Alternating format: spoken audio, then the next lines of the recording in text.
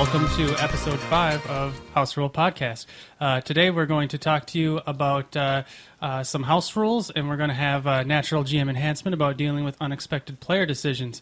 But for the first time, in between those segments, we are going to have the Ultimate Monster Challenge, where today Ed will get to test his mettle on whether he knows is your battle cry? the monsters or not. This is Pathfinder we're talking about. Booyah? Whatever, it's good enough. So moving right into our first Ultimate Monster Challenge, Ed here is going to get 20 questions, Akinator style, to ask us about one monster from the Pathfinder Bestiary, and we're going to see if he gets it right. If he gets it right, he gets a prize. Ebo can tell us about that. What's my prize? Admiration and respect from everyone else in here. If you get I already have that. If you get both of the monsters right, it's a trip to Jamaica. Evo, you don't have to be shy. You can tell him what he was actually going to get. It's- Jamaican me crazy. That's what it is. I can't say that on the air though. well, that's I don't the- want. I want it to be secret. That's You just can't be explicit. All right. Let's. Shall we begin? Yeah, let's start this thing up. it's not nothing different than normal. It's just All a little right. messier. This is up to 20. Up Yes. to 20. Yes or no questions that I'm asking you. Yep. Oh, I'll keep track. You get a single guess whenever you think you have it. Okay. I think I have this. Question 1. Would you use the nature skill to identify facts about this creature? Yes. All right. That was probably not the best first question, but keep going. I'm not saying. Is this a monstrous humanoid? No. Nope. All right. Is this creature a type of plant? No. These are easy ones so far. He's good at narrowing, though. Yeah, okay. Yeah, thanks for saving me there. I never know which skills to have people roll to identify Yeah. monsters. I was going to tell you, but anyway, okay. I don't want to lead the jury here. Oh, yeah, knowledge nature right there. Okay. All right, okay. Let me come up with another one. You guys have to banter while I'm thinking. We have nothing to banter about. Yeah, you're right. Okay. There I are- got to okay, start asking a little okay. faster, a little Yeah, faster. yeah. There Yeah, are let's move it along. some questions that if he asks, I'll start to get a little nervous here. Keep this. Yeah. Okay. Damn, this is harder than I thought it was going to be. The plant. Ooh. Almost went there. Is it a giant? No. Okay. It's not a giant. How many am I up to? I think 4. I haven't read 4. You're like making tallies, but you're just writing like numbers. Terrain, and then there's the We're not even out of the gate. giant. Yeah, I can tell you this what's is easy so far. These Come are on, baby questions, man. Okay. I'm just trying to narrow it down once I have the type, but I thought for sure I would nail it within that many. Okay. You see, now it had to be the one that has the most creatures affiliated with it, because like everything comes from nature. Let's see. That's why we're so tricky. Who. It's not a plant or a monstrous humanoid, Nope. but it does hearken to nature. It's not a giant. We just decided that. Yeah. Yep. It's hard to remember the things you've already asked. You can How also many questions is it? you can also give up if you're feeling you don't you're not up to the You're task. at question 5. You can't give up. I can't give up. No. You can't give up until 10 All right. at least. Is it an animal? Yes. Yes, it is. Is an it a animal. dire bear? No. No. Is it a dire animal? No. Okay. Is it a bear? No. No. What's he up to? What's he up to? 9. Oh 9. yeah. Oh yeah. Oh It's an yeah. animal. We're just gonna Not dire. 9 plus or minus 1. That's all. We'll just pretend Is what this you're a at creature now. that exists in nature in real life? No. No. Oh boy. Is it a dinosaur? That's good. Yes, it is. Well, Is it a T-Rex? No. No. What's he up to? What's he up to? I'm not. 12. Your 12th question. Stegosaurus? No. No. Ankylosaurus? No. Are you even trying? Deinonychus? No. There's no way. What's he up to? What's he up to? If this is gonna be 15. Ooh, this is getting exciting. No. Oh lord. Pterodactyl? No. Ed, come on now. I'm trying to think of what play the game. dinosaurs are in the book. Yeah. I'm playing. You guys to play the game. All right. Is it play the game? Are you trying to give me a hint, or are you just goading me? No, he's just goading you. I'm not goading. I'm trying to help out. All right. Dinosaurs. Don't necessarily. Triceratops? Ah, Good yeah, call. he got it. You just gotta like, is it flying? Does it have horns? Is it awesome? Well, once I had Triceratops. Once I had it narrowed down to dinosaur, asking if it was flying pretty much was saying, is it the same as saying, is it a pterodactyl? That's true. Huge. All right. I'm going to give myself a pat on the back. So how many did it take It's a him? large back. 16. Okay, so 10 would have probably been a better challenge there, huh? 10 would have been more challenging for sure. Probably a little more challenging. But since I won, I'm wanna going do to take another the one. liberty Okay. of segueing into our segment we're going to call House Rules, where we discuss house rules. It's been a while since we started, It's been a storied 5 episodes. and now we're coming to, the peak. We like to it's call going to be at this. the peak for a long, long time. We like to Going call this down. full circle. This is going to be the tantric climax of this podcast. Imagine when you get to the top of Mount Everest, and instead of finding a peak, it's a plateau that goes on forever. That's what this podcast is from now on. Imagine forever. It's And like walking All right. on clouds. We're going to start with, we have a couple from a couple of different systems that we like. The first one is one that it applied in 3.0 and 3.5 D&D. yeah. I believe it was, some of these are actually like from printed materials, but in those books they're almost always referenced as optional. This one was, I believe, hinted at in the Epic Level Handbook. yeah, that or the God one. The basic idea is, in order to like keep, Yes. in order to keep basically perspective on what is like beyond the scope of your power and completely below you, there's like a rule where if you roll a 20 on the die, that counts as a 30 for the purpose of your overall number. Mm-hmm. So like it's basically you get an additional little plus 10, and that's basically your upper limit.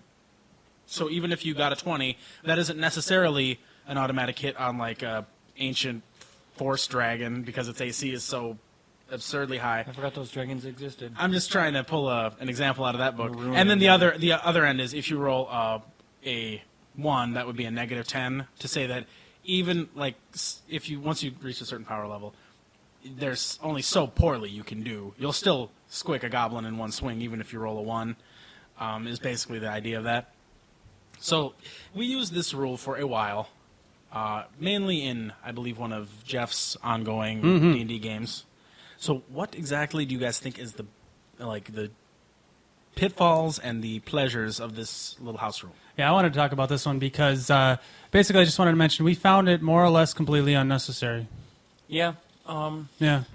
Most of the time we used it, like we never ran across something that we that we cared about using the negative 10 rule for. Yeah. And for the plus 10 rule, it was either we would have hit on a 20, or there's no way we would hit on a 30. Basically, what this rule allows you to do is have an extra step to go through to determine if you hit when you roll a 20, and an extra step to go to determine that you miss when you roll a 1.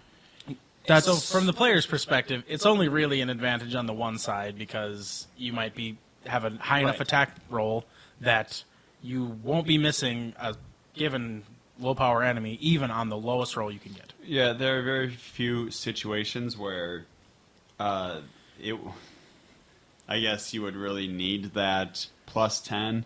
And if you're knowingly fighting something that difficult, Yeah.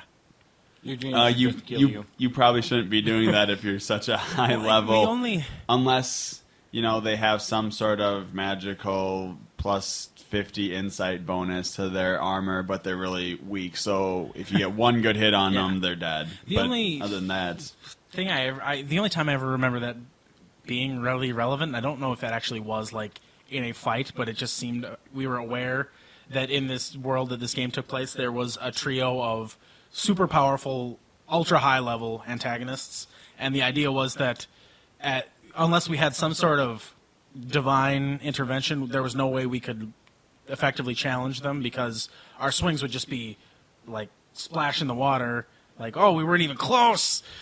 And honestly, I think what I sort of saw during that game is that the fact that the rules there gives the players sort of a metagame insight into, oh, that's how it is. But you could just as easily just, GM magic it if the situation change came your up. mind. A little bit That in the was background. basically what I was going to say is, like, if you want to have 3 super powerful antagonists who the player characters cannot possibly hope to face, just say that whenever they try to do something, it doesn't work because Yeah. they can't face them. It's simple enough to I think do. the long and short of this house rule is that if your GM is doing if your GM is doing his job right, the rule shouldn't even ever be necessary. Yep. Yeah, that's true. I mean, if you are really, really interested in the micromanagement of every point that every character has in the entire game world, you might be interested in it. We kind of used to be. But if your game gets to the level where you really need to be worrying about that, then there's a lot of stuff like maybe you should just narrate a fight between a 30th level paladin and a horde of goblins, And that's what we do now. more or less. The next one, this is also for like D20. We used it in a little bit in older D&D games, and now in Pathfinder. It's rose to prominence. It's instant death by rolling a 20 and then a subsequent 20 and then a confirmed critical. Yeah. Now, this rule was grandfathered in because one of our old friends, who will remain nameless, because I'm not allowed to say his name on. Oh, the air. we can say his name. He'll just get beeped. Yeah, but I'd rather not. Damn it. Anyway, the point is, when we started role playing with him, he always had this chart of if you rolled a 20, then you'd roll percentiles and that sort of thing, and see what happens, or roll a 1, etc. And eventually, we took that whole thing out, but we kept in the idea that if you roll super awesome good, you can just instantly kill people. I thought it was in the DMG. It is an optional It is? rule in the DMG. No way. Because We might have taken it from his chart, but I remember reading that in the I mean, DMG. I remember remarking about the chart, but yeah, it is in the at least in the 3.5. I always thought probably we got the- it from the chart. I don't Maybe the remember ever. DMG got it from his chart. It could be. Either way, I think that both sources are valid. Some intellectual Fair enough. property there. On a personal level, Wizards. I was running a session of Pathfinder just not 1 week ago, and This was amazing. yeah, did it happen twice in the same session? Twice. Certainly It did. I think the one One where of them I didn't matter. squicked a relatively important NPC was probably... There was one, I believe, our amigo Joe, who rolling with a barbarian in this game, Yep. smushed a relatively mookish antagonist. I think it was just like a first level warrior. Really, he could have killed it. He couldn't have not killed it if he hit it pretty well. Anyway, and then a character I had not anticipated that you were going to fight in this session. I thought he was going to be like much later on. He might be relevant, and so I just quickly statted him up when you guys decided to. Bum rush him and take him on in the first round of combat. What should happen? But he got hit in the head with a sword and instantaneously killed. So all of the stats that I had just rushed to make didn't really matter. And in general, I'm really, really in favor of this rule for PC use. So far, I don't remember ever seeing it claim a player character's life. The first Pretty sure time. Jeff has killed some people. The first time I think it ever was rolled, it killed my favorite character. Well, those characters came back from the dead like comic books. It was Well, just like, oh, I'm back it was now. actually like in the first battle Like that comic we books. had. In the first battle, some idiot just killed him with like a D4 dagger. I got stabbed. in my- a car. It was weird. It doesn't really matter if the characters are going to come back, but like we're playing a game now where the understanding is that our characters won't be coming back from the dead. Yeah. And I'd really like to see a mook just stab a player character in the I back. like the idea that it reinforces. I mean, it's a long shot rule in the first place, but it brings back that epic once in a lifetime hit. And additionally, if you're playing in a system where it is difficult to bring people back from the dead or impossible, like in ours, it reinforces that idea that any combat is dangerous and can kill you. Yeah, I think it gives it that sort of gritty feel. Yet at the same time, it's is probably hilarious. just going to be one of the many horde of minions that squicks the character out of nowhere, and that's a pretty lame end to a PC. Yeah, I mean, granted, that would be fairly lame, but still, I'd sort of like to see someone sweat when that second 20 comes up. Just see Yeah. whether or not their numbers up, Yeah. pun intended. If I were the GM doing that, I would definitely be like, oh, hey, that guy was actually awesome, and then he'd turn into something. Yeah, he'd be awesome later for the rest of the living PCs to encounter while the It's like, dead oh, guy is making man. his new guy. To There's a revenge. powerful assassin He among was just the group. masquerading you know? as a rank and file soldier. He's actually an epic level warrior in disguise. Yeah, I wouldn't, yeah. Yeah, I agree. I got one, and then So yeah, awesome, right. lots of death rule. here yeah. are a couple of house rules that apply to the games we've done in the New World of Darkness system. Some of them are not really set in the setting, but I love these. granted. The first one, I don't think that this comes from any book, although they have been coming out with a lot No. more books for like alternate rules and stuff. This is basically the removal of any merit or other ability that gives you multiple attacks in a single combat round. We have two versions of this rule, actually. The one I used was just take out those levels of relevant combat styles and move the rest of them down. The one that Jeff used was substitute those levels for just a +3 dice bonus with attacks that are relevant to it. Yeah. And So- in either case, people just did the result of the first one. They just didn't take it. Yep. Because it's like, I'd run these games and everyone's just taking 2-weapon fighting or gunslinger or something just because it literally doubles your power. And Yeah. it's like, those abilities are more powerful than any supernatural abilities, at least Yeah, and they're combat-wise in doable the by just game. merits most of the time. Yeah, and I it's- think the thing that gets to me, that the reason why I'm really in favor of this style of running it is that, like, you're playing Mage. Mage is my preferred New World of Darkness game. You have all these, like, supernatural powers and all these angles to go where you can get, like, deadly spells, but your best spell is never going to be better than a skilled gunfighter shooting 2 pistols. He's always going to do twice as much damage at least, and he's going to have none of the risks. And that just doesn't sit well with me, that it's just so much more powerful than anything. It's an imbalance in the system that I think is more suited for Shadowrun, we'll say.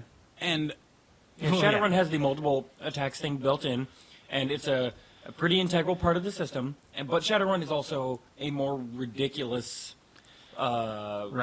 setting and system, whereas World of Darkness is supposed to be gritty. On the you know, other And yeah, hand- we And tend if to you're run in it In a grittier. 3-second span, how many times can you really swing a sword? Let's be honest. Is it 6? Because that's stupid. I guess I would say the most important thing about this house rule, I think, is that it keeps people from making choices with their characters that don't help support a story of any kind. Exactly. It's just Yep. like, even if in our group, and granted this speaks to our maturity level, we really need to take away that temptation for everybody as a group to avoid it. Speaking of that, I'm going to bring up an extra house rule that we don't have on our little Bingo. list. Another thing we did to kind of clear up a space on the merits to let people kind of flesh out their characters a little more is we tend to not allow characters to buy extra power stats with merits. Right, yeah. So it's like you're not obligated to 2-weapon fight to keep up. You're not obligated to take 3 Gnosis or whatever. You can just take what you want in your backgrounds. Okay. Oh, yeah. Sorry, I was just going to add Yeah. on to that. That really taking away the 3 Gnosis to start off, it keeps the power level, the power levels of the characters very similar when you do that and you take out the... It's just letting people buy those power stats, like Gnosis, for example, with their merit points. It's like you have this entire group of characters who were apparently born super powerful mages at the age of 25, and they have no other history, backgrounds, or characteristics. Didn't you ever learn anything or meet another person? Yeah, It's like you're welcome to be powerful but have a crappy character if you want. Right. But it's why do that? I don't know. Especially in a game like or in a system like White Wolf, where it's all about storytelling. We also tend to kind of lay on experience a little thicker at the beginning, I think, just to kind of so that you can start sculpting your character in the direction you want, which brings us to our next house rule, which originated in a mage game. Or did it originate in a mage game? I think it is originally from a homebrew White Wolf system game. Jeff and I talked about this for a while, and then the next game we played, Jeff was like, "Here's what I'm doing." And I I'm believe like, it, "Oh, okay." Yeah. but here's what we're going to say is basically in Mage and a lot of the in Mage specifically, you have regular experience points and arcane experience points, and the basic idea is that your arcane experience points you get from. I'm describing the real rules here, not our house rule first. You get these arcane experience points from doing arcane mystical things, and then they apply just to your gnosis, essentially equating to what I would call like leveling up over time. But what we do instead is separate pools of experience points for your supernatural and mundane things. Well, 2 pools, one of which is your basic XP, and the other of which you generally get half as much. Sometimes it varies, which is like extra points to spend on magic stuff. And those points, you have to spend a point of regular XP and 1 point of arcane experience points for every 1 point worth of XP you're buying magic stuff. To summarize what that means is that you are limited by the amount of which your XP you can spend on magical things. So your what you could call mundane XP basically gets ahead. And what it helps to do is prevent the thing where the players feel like, again, to keep up, they have to only buy their supernatural abilities, and they can't ever buy that background they wanted, that contact, that point in Heaven investigation. forbid buy a dot of an attribute after character creation. It never happens. I like this house rule intensely, so much so that I used it for my own mage game. I actually grandfathered it into an existing mage game in the most awkward maneuver ever. That was relatively awkward. But I just Don't worry about it. I just liked it so much more because it's like basically what it says is that like half of the experience points you earn you are going to be spending on your mundane things or on nothing at all. Mm-hmm. The other half is completely up to you. You spend it on whichever you want, but you're basically capped by how many arcane experience points you've earned. And in some games, I believe that is sort of you ran another homebrew game where we actually got a fair amount of experience points before we started getting these mystic points, which was fine. I mean, it wasn't all that many in total, but it's fine to progress in your mundane traits. For your White Wolfers out there, I think in the show notes or something, or maybe in a comment, I'll actually put the specifics of the system, because it also has like another thing where you can spend all your XP down and you still have that sort of magical potential XP waiting around that you'll eventually catch back up to. It's kind of cool. It's not complicated to use. I think I'm understanding that it is a little awkward to explain. It is. But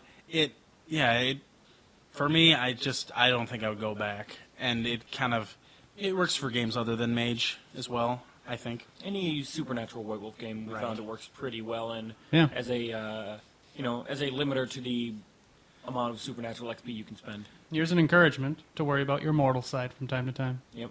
Right. That wraps it up. That is all the house rules we have to discuss Today. Yeah. So we're going to move it on to our Ultimate Monster Challenge number 2.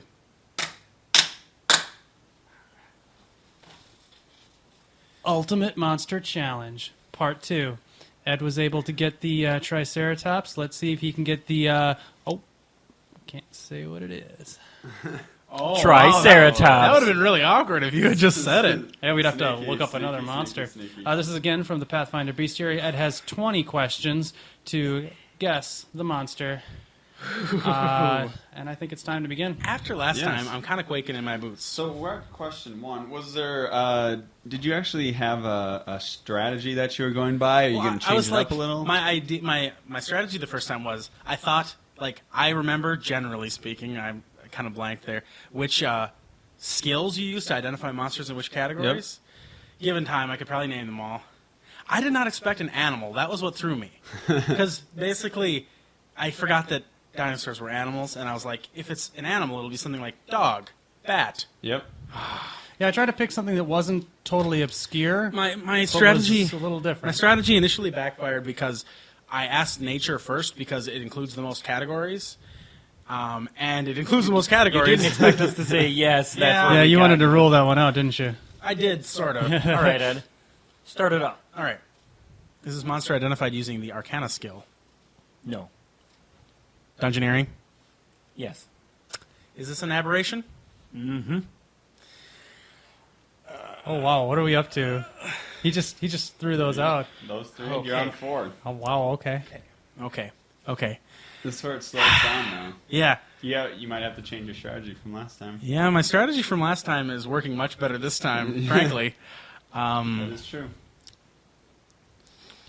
All right. You know, you have gotten 3 questions right. You can't just stop here now and walk away with $32,000. But I get a trip to Jamaica if I get them both right.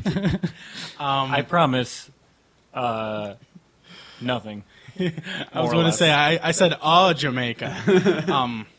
There's a Jamaican Okay. in my bathroom. Let me think about other characteristics Don't ask me why that an I keep aberration Jamaica in could my bathroom. have. Sure. I like where this is going, actually. Is it a gibbering mouther? Wow. You went out there. You just I like went that, straight but no, it away isn't. from what you said Not- you were going to not do. at all. I Okay, appreciate Mother. that. That one was Does bugging him. It this is not a creature monkey. have... Okay. How clever am I? Oh, I picked this one, by the way. Okay. So not very.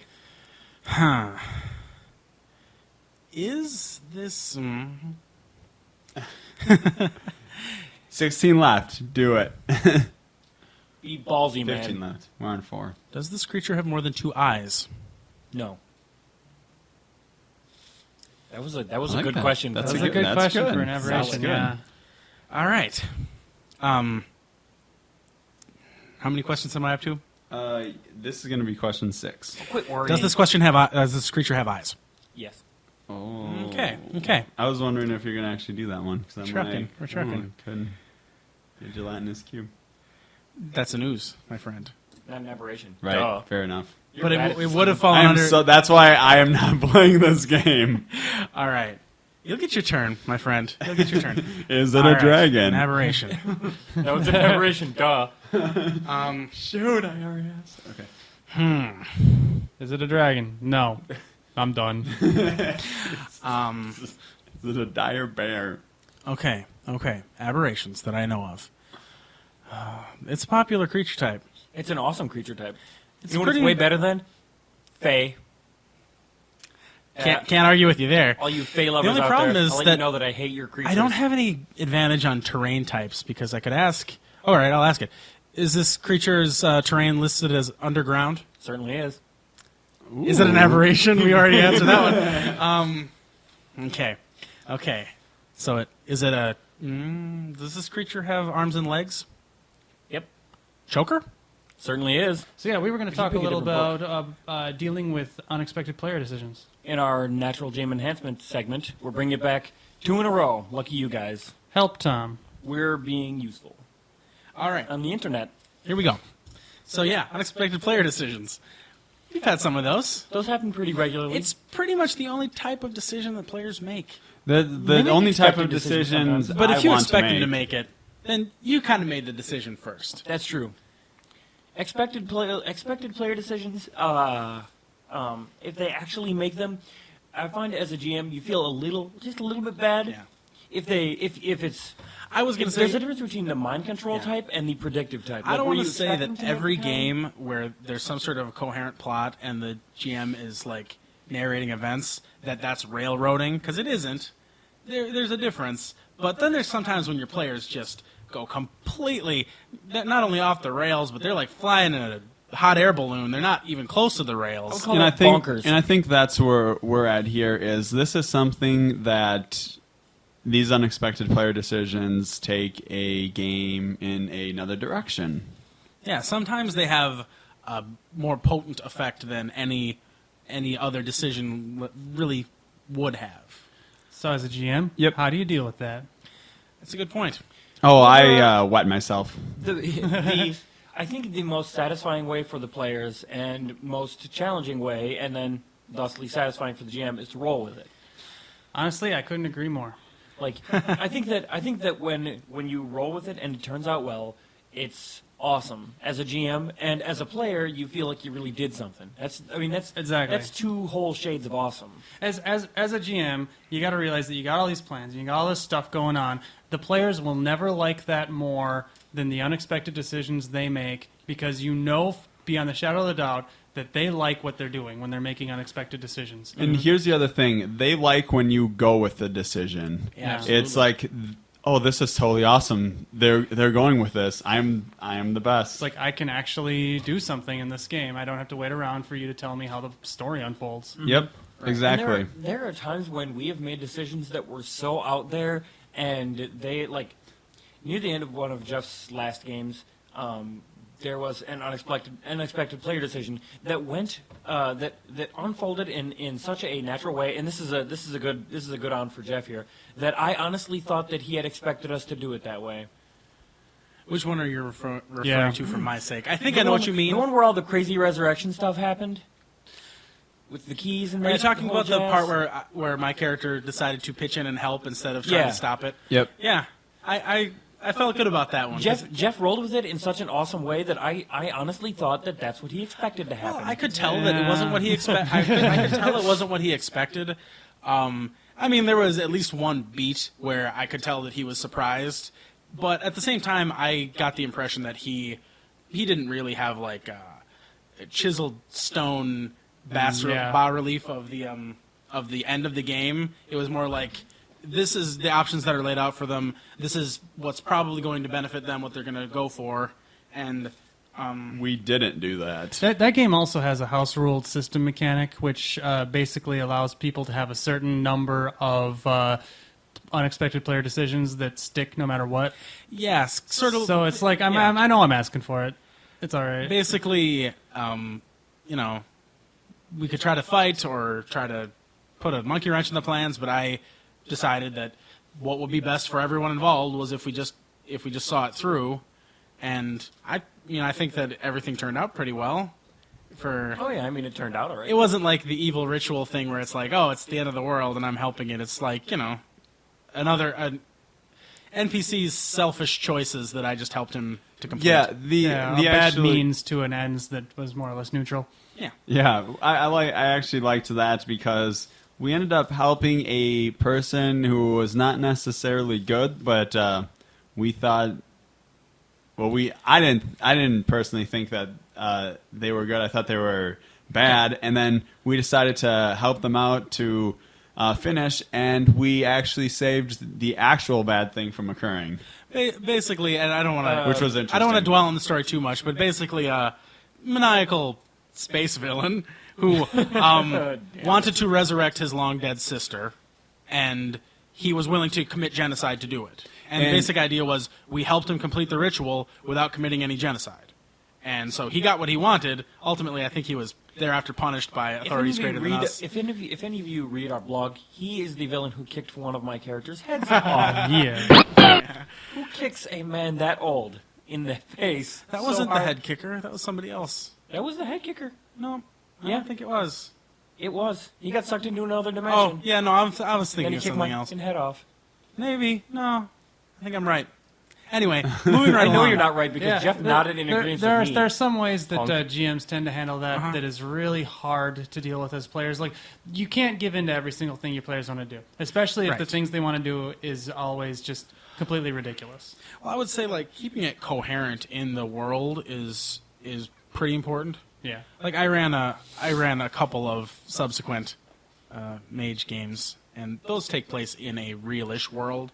So if the players want to do something involving the stock market, they can go for it. If the players want to use magic to ease the process of buying, with air quotes around it, a new car, they can do that.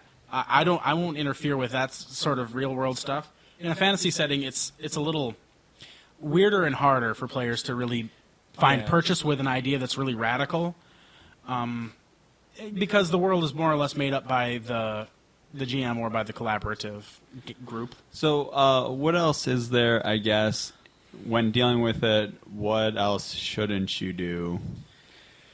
Well, I mean, definitely don't try too hard to accommodate. Yeah. Like, an example of a time that this happened that isn't the most groundbreaking was I once was running a D&D game at a fairly high level, and I basically introduced a dragon that was going to awaken at some point and cause some sort of great catastrophe, and the player characters decided, instead of waiting to another time to fight it, to just go for it now. And basically I could have just tried to roll with it at that point, but I was like, I want to prepare for this, so I made everybody take a break for about an hour while I statted it up and got ready. That was fun.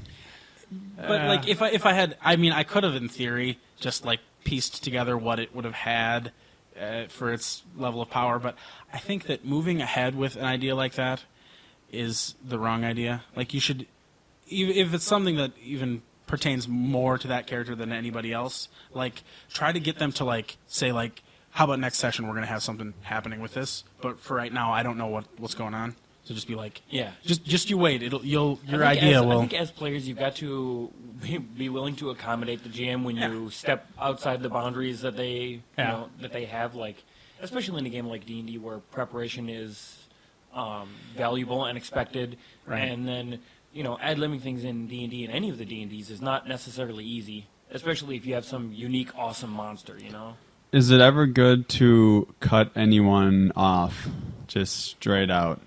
Like, you mean just forbid a given player from making untoward decisions? Yeah, or say like, Well, I don't know. If you think that one of your players is honestly trying some sort of sabotage, then just, you should probably try to... Talk to them outside of the game. Yeah, talk to them instead outside of the cock-blocking game. them in it. Otherwise, I would say you should, if they don't have a realistic expectation of what's going on in the game or what's going to be possible in the game, you should maybe also try to just instill in them, like, this is not really going to be a game about... I had not thought that this was going to be a game about you starting a medieval mafia and doing all this like organized crime throughout the kingdom. I thought that you were going to be going into a few dungeons and fighting some tyranny. If everybody wants to change the style of game, we can maybe do that, or maybe somebody else would like to run that and we can stow this one. I don't know. I'm just I mean, it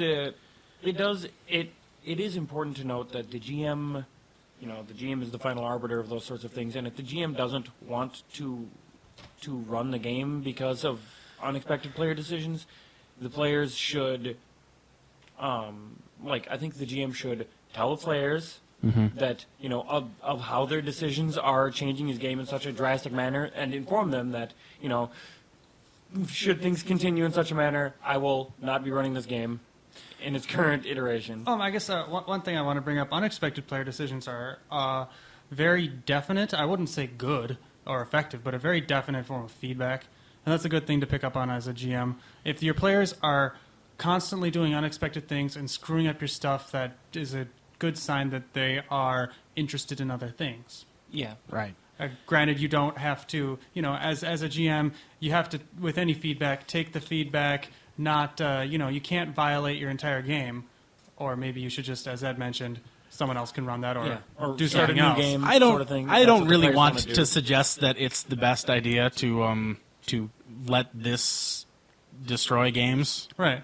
We talked a while about game killing events, and it's just one thing. Like, if everybody's interested in that, if it's clear that if the GM is going to be losing interest, the game is going to wither and die. But if everybody's into something else and the GM is all right with it, then it might be an option for you. And Yeah. we've had this destroy games before, or We've cause had them this to stop. I guess not necessarily destroy, but really put out the fire of. Honestly, just now, even though I just said it, I hadn't really thought of that I think I use this as feedback more than anyone else. If I am bored in a game or I don't know what I'm supposed to be doing, I will just start doing stuff because I don't get it, or I'm not into it, or I don't understand what's going on. Yeah, I agree. Yeah, you do. You do. But it's like, And speaking of that, as much as Jeff does that, I think it is probably easier to just talk to your GM about it than it is Yeah. to use crazy decisions as a form of feedback. well, and it's not something you realize at the time. That's you're true. You're just doing it because you're bored. Yeah. And The that's more you know. And I would say also, like, depending on the feel of the game, too, this is something that might not even disrupt the game if it's free enough environment. Yeah, like if you're running in a real sandboxy style game, then you're telling people to a game where if you're running an unexpected game, you should expect I'm just saying unexpected things to occur. Jeff is running a game right now, which we've posted a lot of electro pictures of on our blog site, which is like Underdark game, and it's intended to be very sandboxy, and so I get the impression that he's waiting and hoping for us to start making some unexpected decisions, because it is kind of, we want to start getting off the ranch a little bit, but at the same time, our characters might not be inclined to rock the boat too much. Yeah. So it's sort of, we have to ease into it. But yeah, depending on the type of game you're playing, like when I would run Mage in the contemporary setting, it's easier to roll with unexpected decisions. Yeah. And also, I don't want to say I did less prep work for that game, but I definitely scrapped more prep work in favor of stuff that you guys were batting around in that game than in any other game before or since. I would just even plot points that I had, if you would come to make a connection, I would often use the connection that you made instead of the facts as I knew them to that point. Yeah. Just because it was a more interesting to me, and I thought that it would be more interesting to you if you had come up with it. I love the idea of leaving space in your accepted plot. Like this is something I toyed around with in one game that worked out fairly well, where all I would do is I would just, I would set things up and then not talk about them for a while. And when the players made a connection or even a crazy jump in logic, I'd be like, yeah, that's cool, and I'd write it down and I'd just roll with it from then on. It's just I like the idea of leaving space in your plot for characters to make things happen. Yeah, that is cool. And so you could say unexpected player decisions can sometimes be better than what you had planned. Exactly. Because there's so many other people thinking about it, and you don't think about your world in the same way that the players do, no matter what. Yeah, you definitely. I definitely think of stuff much differently than the GMs usually. Yeah, I guess I think it kind of depends on the type of game you're running, and I definitely think that the time between games is a really good time to come up with these ideas, and so that you can run them by the other players and the GM if you feel inclined. Definitely. And B, good time for the GM to work it out. It really, if you're going to be a player and you're going to try to rock the boat, it really would help if you would give your GM a little bit of time to just kind of put that together. Yeah. As long as it doesn't completely halt the idea for it to, percolate. Yeah. Are you telling me that I should tell Jeff what I'm supposed to be doing in this Underdark No, game? no. You should tell. I don't want to know. You should tell me in secret, and then we'll leave everybody else out. I'm going to. I want to die, aren't I? This is going to be I'm gonna awesome. die. It's not. Honestly, I guess I'd like to talk a little Great. bit about what not to do. Good. If there's unexpected player decisions going on, I think you need to, at very least, acknowledge that as something that's going on. Maybe you just have someone who doesn't get it, and they're just being disruptive, and whether it's malicious or not.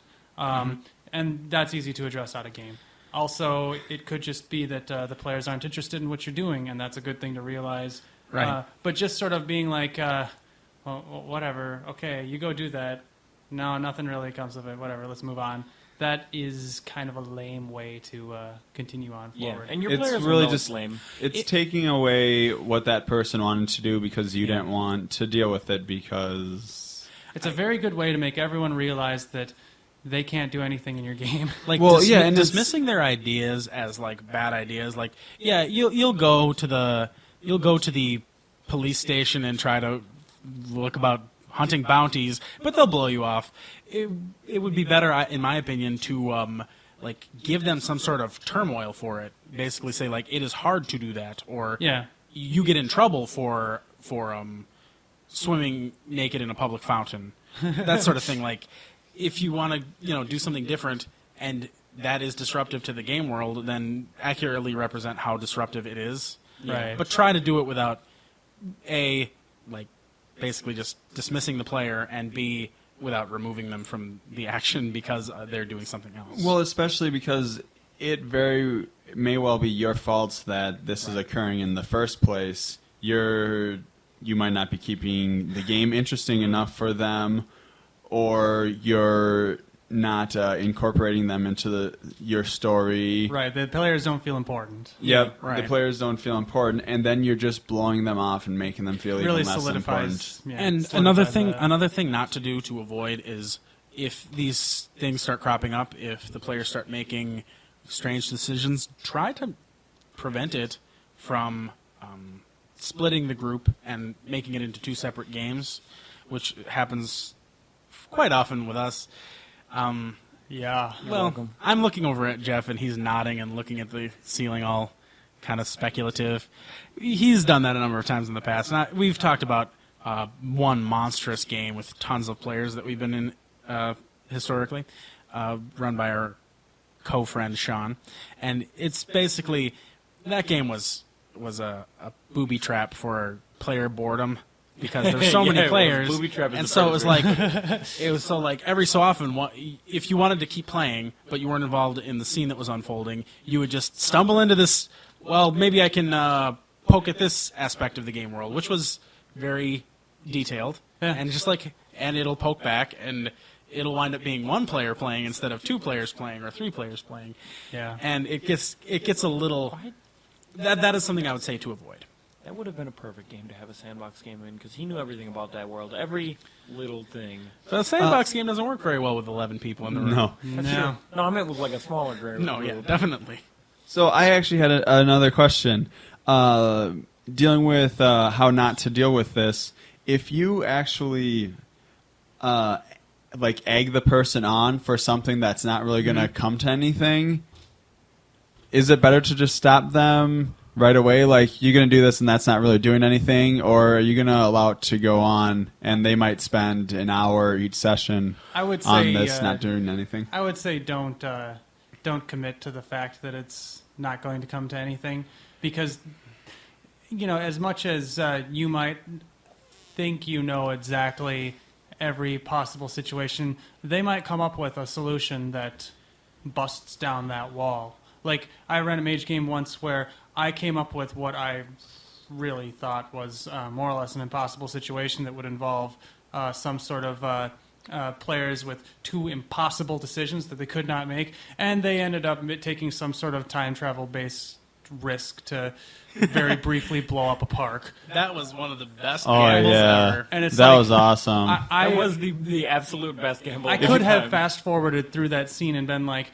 yeah, you guys just go there and you end up meeting up with them. But they ended up discussing it, and they actually came up with something I could not have thought of in 1,000 years. Yeah, and what I like about that is Of 1 years you would have gotten it. Yes. that type of stuff is really what you want to go for when you're a player and you're like, this seems like an impossible situation. Let's do this. Yeah. No, It's just fun to be on Awakening is made for that, the though. give. It's fun to be on the giving end of those. That's There for are- sure. there are some things like I think that unexpected player decisions can, like, I don't think they're always the result of bored or uninterested players. I think unexpected player decisions can just happen because the GM doesn't entirely realize that that a player is a certain, or a character is a certain way. Like if a player thinks of something completely different for their character than the GM does, it can go in a direction that's unintended. Yeah. Yeah. And I think those are the situations that are the most important to roll with, because the player isn't doing anything. Like they aren't particularly stepping out of line by just playing their character, and it will reinforce. I think it reinforces good character development and also interesting player interaction, as long as it doesn't ruin your game. But at the same time, letting players just poke around with curious characters. I think it gives the players some control, and I think that's important to give them a sense that they are a big part of it, and not just If the whole group of players is one half of the game, then you're probably a little imbalanced there. They should each be a part of it, and the GM is a part of it, and their decisions have to have some sort of palpable effect. And if the players' decisions aren't supposed to have a palpable effect, as long as that's a game I don't really want to play, I would just rather know it ahead of time. Yeah. Right. I think that's all we've got Yep. for that particular segment. Yep. And I think that will wrap up the 5th episode of House Rule. Congratulations, you guys. We did it. Good Hey, for did we you, ever, though. Did we ever 2 introduce out of 3. ourselves at the beginning 2 of out of this? 3. How about we do it now? I'm Lee. I'm usually Jeff. I'm always Ed. And I'm Rarely not Ebo. Ebo. And that's House Rule 5. If you have any questions or comments, talk to us on our forums or go to our website, houserule.com. You can shoot us an email at podcast@houserule.com. If you have any questions about the music used in the podcast, that'll all be in the blog post that you read, probably also in order to get to this All podcast. right. Yeah, if you've got any tips for me or some sort of magic flashcard thing for when I do this, monster 20 questions. Don't help him. Yeah, a predictive iPhone it'd be application. very much appreciated. Yeah. If you want to make an iPhone app for me and tell me what the answer is, All right. you're going to gang. be through magical powers. All right. All right, that's it. Oh, House Rule yeah. 5. Later. Thanks for listening.